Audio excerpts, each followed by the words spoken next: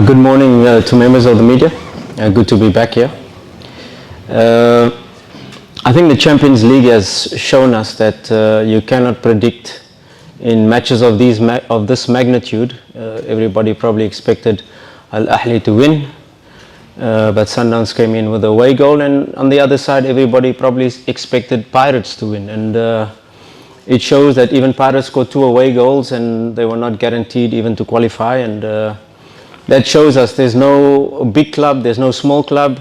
It's who can manage the expectation of a big match, a semi-final second leg. It was very important for us to keep the clean sheet, but we know we've got a very big job to do here in the second leg. Good morning, media team. We as players about tomorrow's game, we know the task that we have. It's not a small task, but we as the players, we are ready and we have gotten enough support from the coach to make sure that we win tomorrow's encounter. I think Simba is a big club, a huge institution that should normally play Champions League. But we were in a rebuilding phase where we released a lot of players. You know, we released 15 to 17 players and signed 13 new players before I came, and in the second week of pre-season we identified 2 positions, 1 striker, 1 goalkeeper. So I was responsible for bringing in those 2 players with our scouting team. And you know, the profile, the type of player we signed is 18 to 24 years old, so a young team in the rebuilding phase of this project. And yes, we've exceeded expectations because it was probably the first time for most of our players to play in a tournament like this, traveling away from home. And our first task in our prelim was Al Ahly Tripoli. I remember playing Al Ahly Tripoli for Orlando Pirates after beating Simba in the quarterfinal of the Confed. We played Al Ahly Tripoli in the semi-final. So that is the magnitude of team that we got. And yes, nobody really gave us a chance because we have a young team, we have a new team.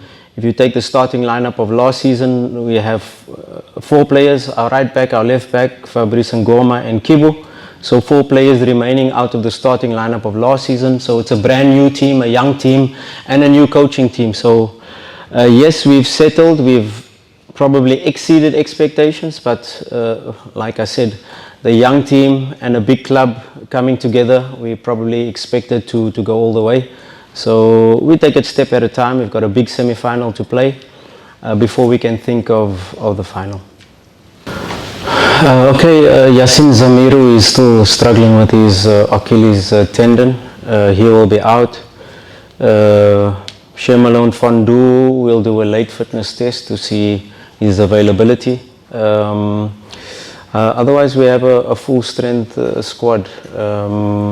Nobody really facing any big challenges. Little niggles here and there from, of course, we've been training on fields that are a bit flooded, loose under the foot with the rain we've been having here in Durban, but little niggles, little small knocks, but I'm sure we'll be full strength, of course, besides Zamiru Yasin. Look, everybody was asking me after we just finished in the CAF Confederations Cup final with Orlando Pirates, then going to Russia. And everybody was asking me, why do you take a team that is bottom of the log and no hope to survive? But it's a club close to my heart, and I had to do everything to try to save them. And already getting to the playoff final was a huge achievement on its own, considering where they were in the log. But it's a team that is close to my heart. I played for them. We made history with them, getting in the highest position in 4th place. We got to a cup final, we got to semi-final. So we made huge achievements with the club. And of course, seeing the club at the bottom with no hope, coming from a big stage where I was, to take them, everybody was saying I'm crazy, but I had to try. The project so far is, like I said, we've probably exceeded expectations, but we've got big ambitions as a technical team. We still have 3 competitions to play for. Yes, we have to win all our remaining league matches to be champion. Yes, we're in the semi-final of a cup, let's call it the FA Cup, CRDB Cup, and we've got this big task ahead of us in the semi-final second leg. So juggling competitions, we know after this match is immediately four 4 matches in the space of 2 weeks in the league to catch up our 4 matches that we're behind, and then it's hopefully the final traveling away first. Yes, sir. Coach, Carlos Robin Mandela from Sportswire. Coach, I just wanted to find out with Stellenbosch having taken gameplay there, does it give an advantage, or also are you aware of the character that they've gone this far, having not played, I mean, at home, in Stellenbosch? Yeah, they're a dangerous team. They, just looking at the history, last season, season before, they beat Sundowns, they beat Pirates, they struggle a little bit with Chiefs. But they're the hoodoo teams of the big teams, and they know how to play against big teams. They don't mind not having the ball. They cannot have the ball for the entire match, 30-40% possession, and then they hit you with one counter attack. So they're a very, very dangerous team. And looking at how they're approaching CAF games, they're going very much percentage football. They're playing the ball behind your defense line with their speed. They're getting a long throw on the halfway line. They're throwing it into the box. Any ball can fall. And that was probably the most dangerous moment from a long throw.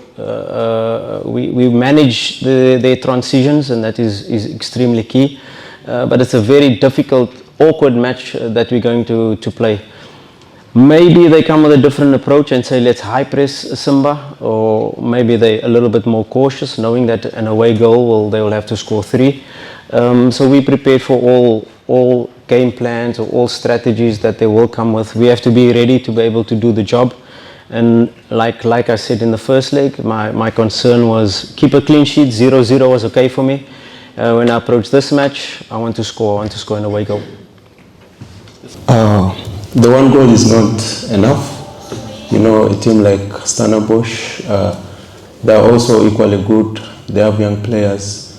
They're ready to compete.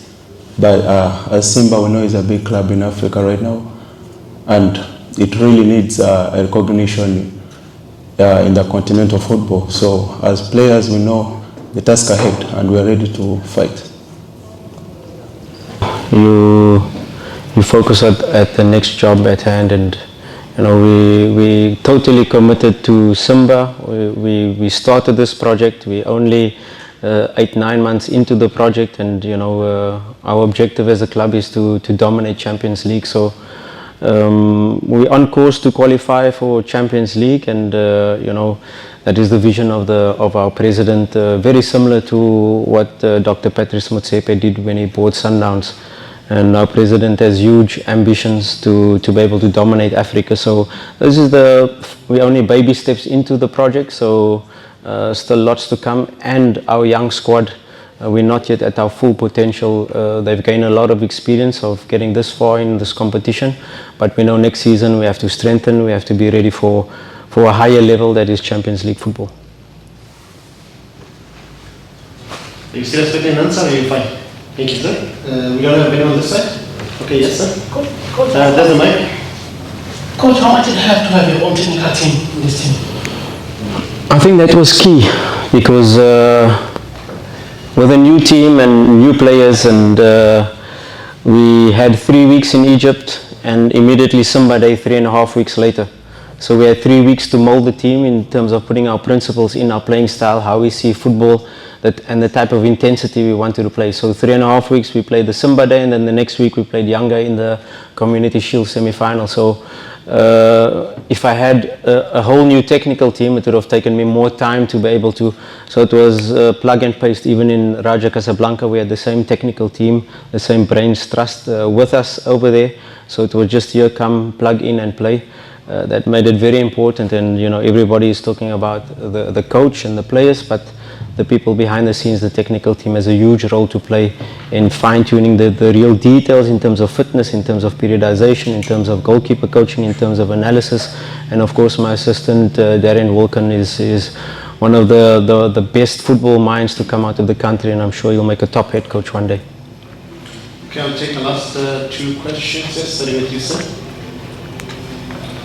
Coach, how much of an influence does it have? I mean, you're from South Africa, you played against Coach Steve before. How much of an influence does it have in the way that you plan or set up your team, knowing Coach Steve so much? Yeah, We've played Stellenbosch many times before. My assistant coach worked under Steve Barker at Amazulu. He was the analyst for Coach Darian Wilkin. So we know them quite well. We know how they think. We know what type of football they play. But when it comes to this stage, it all falls out of the window. Let's take the fact of they playing in Durban instead of Danny Craven Stadium, or at least Cape Town Stadium. We played our home match in Zanzibar instead of the 60,000 Benjamin Cup. Also a huge disadvantage. So both teams have the disadvantage of not really playing at home. Both technical teams have played against each other many times, but at this stage, with the pressure, with the emotion, with everything that's at stake, anybody can win. Last question? No? All right. Well, Coach, Steve, thank you so much, and all the best tomorrow. Members of the media, if you can just give us a second as we allow our guests to leave. Thank you. I just want to have a quick chat with you. Thank you, Coach.